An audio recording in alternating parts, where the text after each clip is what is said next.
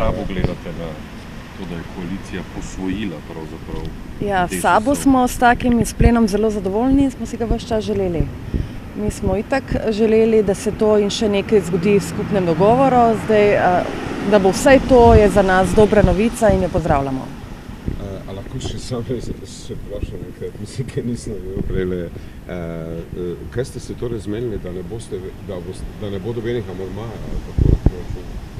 Tako, to je bil že, bom rekel, dogovor ob samem sprejemanju proračuna, ampak zdaj smo, jaz upam, da zadevo zabetonirali. In Desus umika ta amandma? Tako je dogovorjeno.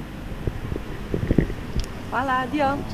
Dopolnila Desusa je torej zdaj postalo dopolnilo proračunu kar celotne koalicije, čeprav razumemo, ko gre za izredno usklajevanje pokojnin.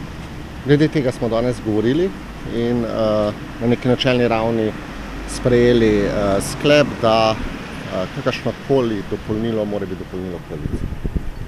Denar za to dopolnilo, ki je zdaj dopolnilo koalicije? Veste, da gre za izredno uskladitev pokojnin, se pravi decembra 2020. Gre za en mesec, kar ne pomeni 50 milijonov, ampak cirka 5 do 6 milijonov. Ne bo pa nobenih novih dopolnil zdaj, pravite? Ne.